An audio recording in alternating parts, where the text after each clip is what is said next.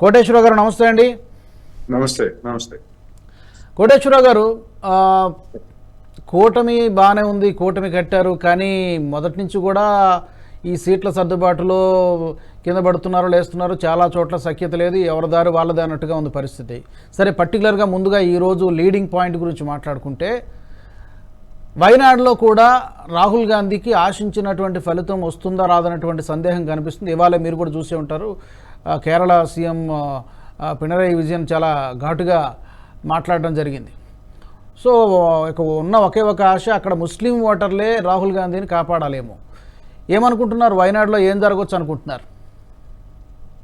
వయనాడులో ఏమైనా జరగవచ్చు. రాహుల్ గాంధీ గతసారి గెలిచినట్టుగా మళ్ళా గెలవచ్చు, లేదా ఓడిపోనివచ్చు. ఓడిపోయినా లేకపోతే గెలిచినా వయనాడులో రాహుల్ గాంధీ గెలిచినా గానీ దేశానికి అదేమీ పెద్ద విశేషమే కాదు. కాంగ్రెస్ లేదా కాంగ్రెస్ తో ఉన్నటువంటి ఇండియా కూటమి గెలుస్తుందా లేదా అనేటువంటిది ప్రధానమైనటువంటి అంశం. ఒక వ్యక్తిగా ఒక నాయకుడు ఓడిపోవచ్చు, గెలవచ్చు, అది సమస్య. నేనేమంటున్నానంటే, నాకు ఎదురైనటువంటి అంటే మీడియాలో కానీ లేదా ఇతరత్రగా నాకు ఎదురైనటువంటి సమాధానం లేని ప్రశ్న ఏంటంటే, 75 సంవత్సరాలు దాటిన తర్వాత ఏ ప్రధానమైనటువంటి బాధ్యతల్లో ఉండకూడదని చెప్పేసి బీజేపీ ఒక సొంతంగా ఒక మార్గదర్శకాలను ఏర్పాటు చేస్తుంది. ఇప్పుడు నరేంద్ర మోడీ గారు ఇప్పుడు 74వ సంవత్సరం, 73 సంవత్సరాల దాకా మొత్తం మీద ఉన్నారు. ఇంకొక ఏడాది పాటు వాళ్ళు చెప్పుకున్న దాని ప్రకారం ఏడాది పాటు ఉంటారు. ఆ తర్వాత బీజేపీకి నాయకుడు ఎవరు అనేటువంటిది ఇవాళ సమస్య, దేశానికి ప్రధాని ఎవరు అనేటువంటిది సమస్య. అందువలన రాహుల్ గాంధీ ఒక వ్యక్తిగా ఒక కాన్స్టిట్యున్సీలో ఓడిపోతే దేశానికి పోయేదేమి లేదు.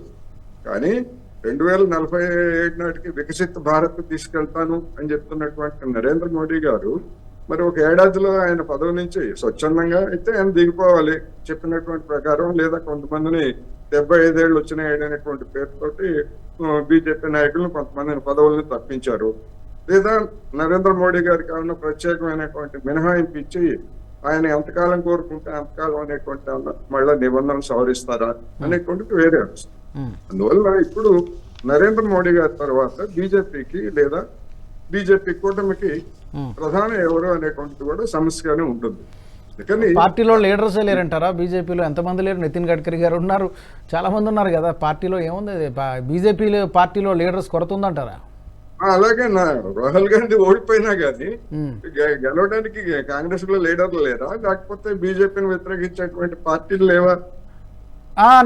సరే, ఇప్పుడు అలా అనుకుంటే మరి అసలు చాలా కామన్ గా వినిపిస్తున్నటువంటి పాయింటే, కాంగ్రెస్ పార్టీకి ప్రధాన సమస్య నాయకత్వం లేమి, ముందుండి నడిపించి కేవలం ఒక కుటుంబం మీద మాత్రమే ఆధారపడి కొన్ని దశాబ్దాలుగా వెళ్తున్నారు. ఓటములు వచ్చినా, వరుస పరాజయాలు వచ్చినా కూడా అక్కడే ఉంటున్నారు, కేంద్రీకృతమై అక్కడే మొత్తం పవర్ సెంటర్ లాగా ఒక కుటుంబం కేంద్రంగా నడుస్తుంది అనేది ఒక విమర్శ.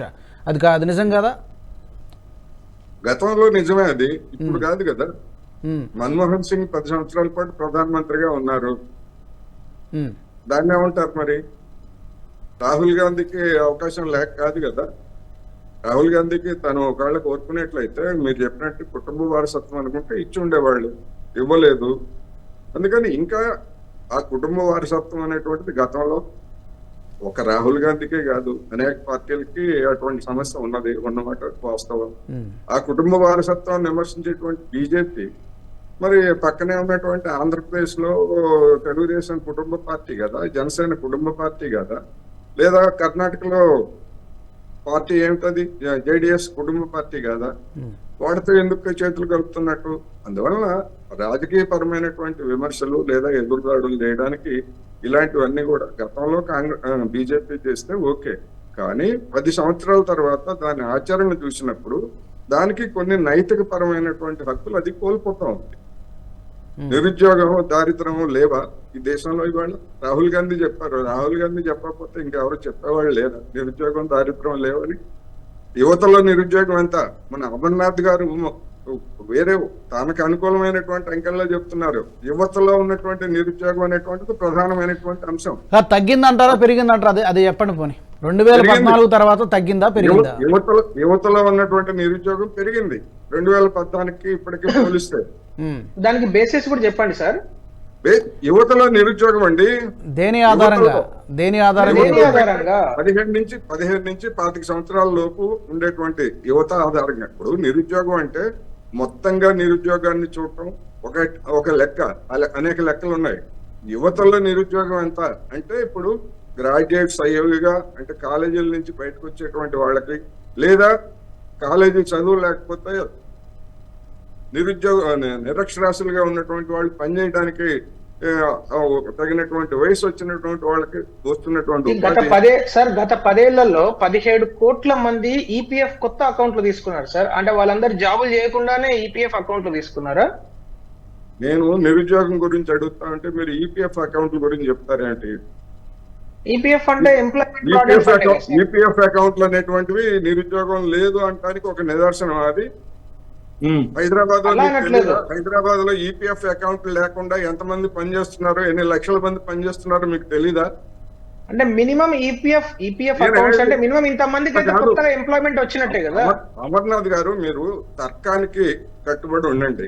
ఈపీఎఫ్ అకౌంట్ లేకుండా హైదరాబాద్ లో దుకాణాల్లో గానీ, లేకపోతే చిన్న చిన్న ఫ్యాక్టరీల్లో గానీ, లేదా ఈవెన్ పెద్ద ఫ్యాక్టరీలో కూడా కొన్ని లక్షల మంది పనిచేస్తున్నారు.